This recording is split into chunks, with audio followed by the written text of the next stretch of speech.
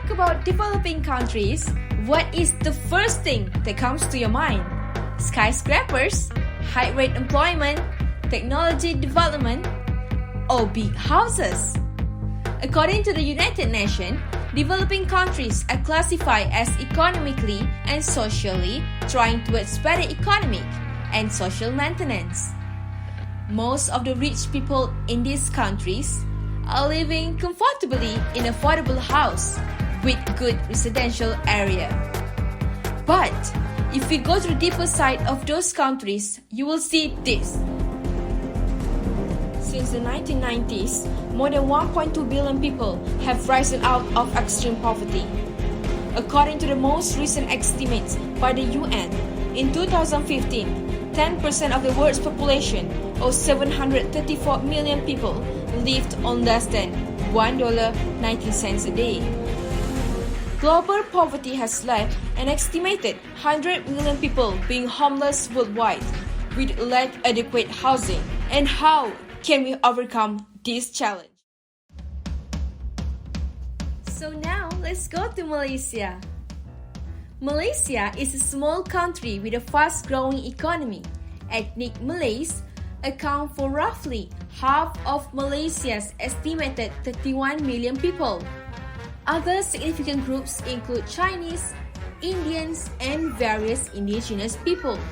Malaysia is made up of two main land masses, Peninsular Malaysia and Malaysian Borneo.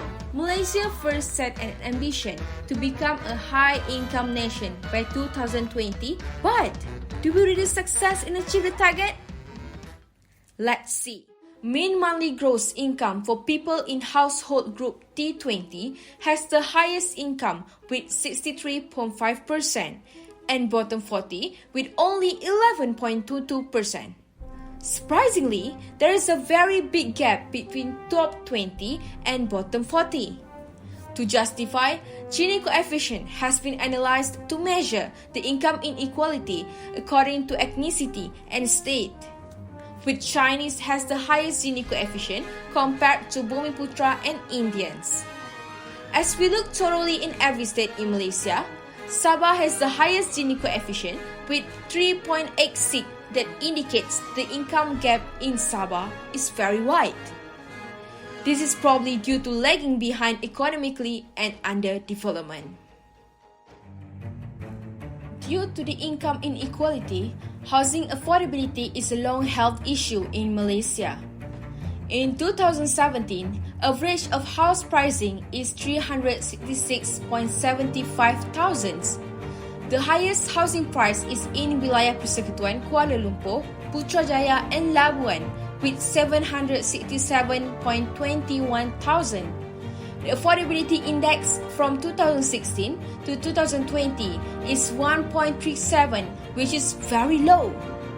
The idea behind this is, if households is spending too much money on rent and mortgage, they are not going to be able to afford other things like food, transportation, and healthcare. Malaysia government has implemented Hardcore Poor Housing Project or PPRT. It is aimed to ensure the poor own safe and comfortable homes. 2019, 1,397 houses has been also built around Malaysia. So, for the poor families, they have the gap between what they can afford to pay and what the market rates are. And that gap between the housing costs and income need to be bridged with some kind of subsidy. If we see about the places from Selangor to Kelantan or most of the East Coast, we are simply not building enough new housing units to meet the demand.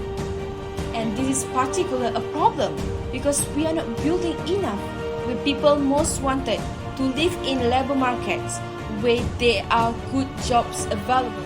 Incidence of hardcore poverty in Sabah and Kelantan are the highest. Even though a lot of aid efforts by the government and NGO, poverty has been a big issue in Malaysia. Acquiring an affordable home is next to impossible, even if they have the money. In this project, we have covered 3 SDG.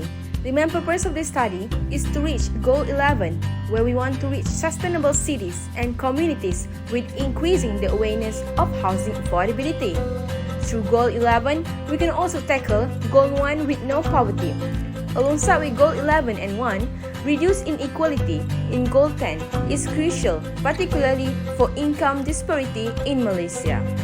In order for us to achieve sustainable development goals, we have to work together to come up with a global solution. The main reason why we should implement UN's SDG is mainly because of the global effort towards a socially and environmentally sustainable future.